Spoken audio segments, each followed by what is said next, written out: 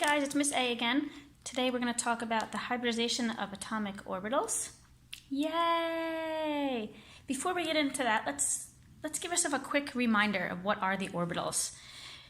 Remember that you have these S, P, D, and F orbitals, and they tell us the probability of where an electron can be located. Remember, this was all the Heisenberg uncertainty theory, that we don't know the exact location, we only know a high percentage of where the electrons can be. You also have to remember that electrons can be both a wave or a particle, so that's why we don't really know where they are, but we sort of know the shape. So let's review a little bit about the shape. Remember, there's the s orbital is just this circular shape. That's it. Pretty simple. Then you have the p orbitals, which are sort of these little dumbbell shapes. And remember that there's three types. And we know that there's three types because they sit on these on the axes, right? So if we have the x, it sits like this, and we call this the px orbital. If we have one that sits like this, then you have the py. I might have mixed up py and px, but you get it. And then the last one would be this diagonal, which would be your pz orbital. So 2 electrons in each, the 3 different variations. That's where you get D, you know, is this shape like this. And then of course your F I call the fireworks. Yes, I know my artistic ability is fantastic. All right, so quick review. You guys know all of that. Perfect. Let's erase this. So what is hybridization? Hybridization, it simply combines the atomic orbital to make some type of hybrid orbital. So I'll give you an example. Say you have an sp3. What happens here is that your s plus 3p orbitals combine to make its own special unique orbital. If you look on the PowerPoint that you're supposed to be looking at on your own, you'll actually see images that we drew in there to see what it would look like if it's combined. Again, if we had an sp2, you're combining the s plus 2 p's. Remember, there's that little 1 here, we don't write it. On sp, again, there's these little 1s, will just be 1s plus 1p. They kind of mix together to make this hybrid orbital. You can do the same for the d orbitals. So let's do dsp. It would simply be d plus d plus s plus p. Okay, so that's actually what's happening, is you're having this circular one somehow intertwined with these different 3 ones, and it turns into some oddly shaped orbital. Okay, pretty simple. That's what it means when you're hybridizing the atomic orbitals. So why is this important? Well, of course it has to do with the energy. So let's take carbon, for example. Let's write the electron configuration of carbon. So I know that it's 1s2, 2s2, 2p2. All right, let's draw the orbital notation here. So I know that I have, probably can't see that, let me make it a little bit higher. Let's see, I have 1s here, 2s here, and then 2p, I have 3 here, so 2p.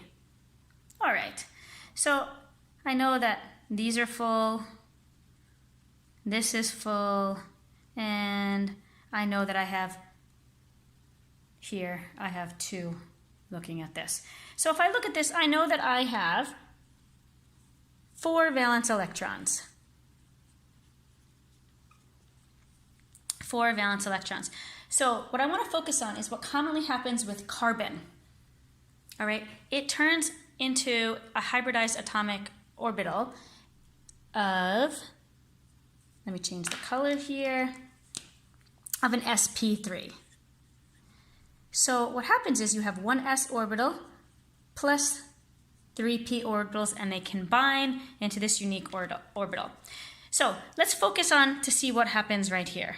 I'm only going to show you this part of the diagram because that's what's important. We don't really care about the first orbital.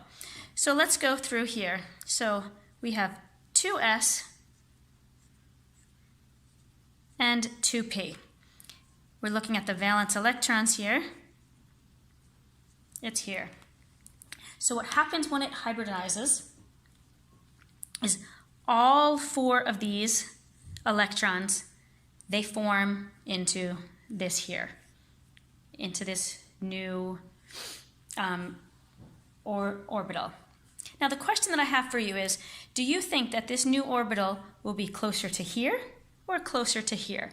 Is it going to go more near the 2s or the 2p orbital? Energy level. Remember that this is your energy, increasing energy as we go up. So where would it fall if we had to draw it? Sorry, small interruption. So we're deciding where it should go. This is the way I like to look at it. You have four different parts here. Let's put it in a percentage. I would say that 25% is S when you make this new orbital notation. 75% would be of the P notation. So if we look at it like this, as energy increases, I have more P than I have S.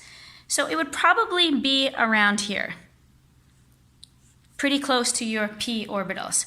So this would be sp3. What's interesting here is that all four of these valence electrons now take this new, right? Of course, they're one on each, and they all go in the same direction. This is all Hund's rule. Remember, we did the example with the bus. Fill the first seat first. Okay, nobody wants to sit together. Okay, Hund's rule is right here, perfect example. And it would look like this. All the valence electrons would be right there. Perfect. Right? Now, a new vocabulary that you need to know is this is called a degenerate. I'm not going to write it in case I spell it wrong. These are called degenerate orbitals. What this means is that they all have the same energy. Degenerate orbitals all have the same amount of energy. All of these electrons now have the same. So these electrons from the s orbital now moved up. The ones from the p now moved down on energy. They all have the same amount of energy.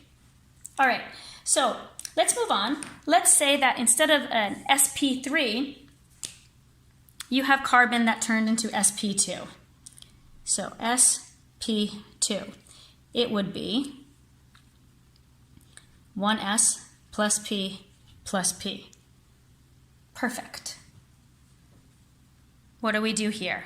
Where will it fall? Okay, in this case I have about 33% S and about 66, 67, right, percent P. And I only have 3 orbitals this time. Interesting.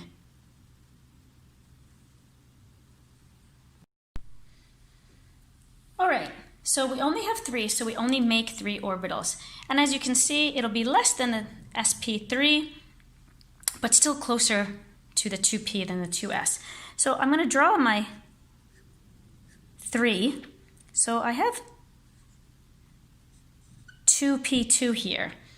Okay, and remember I have 4 valence electrons, so I need my 3 here, but what happens to that last one? Well, I'm only taking 2 from p. I'm only taking 2. I'm not taking all 3 of them. So you still will have a p orbital. I'm going to erase this just so it doesn't get confusing.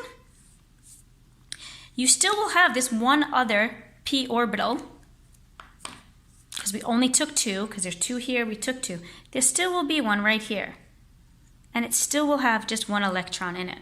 So a 2p2 will have this hybridized orbital, and then it'll have the 1 on top with the 2p, the same energy level as the original. What happens if we have just sp? It's just 1s and 1p. So now it's 50-50. So it should be exactly in between wherever that would be on here, it would just be 2. You're taking 1 from S, which is this one, and you're taking only 1 from here. So this would be your 2sp, and again, you have the same. You left 2 p's here, and you'll have here. So there would be your energy and your 2sp. Basically, that's it. Remember, the key points are you hybridize, it means you're combining orbitals, and you're looking at the energy. Whatever's more, it'll be closer to the original. That's it. Bye, guys.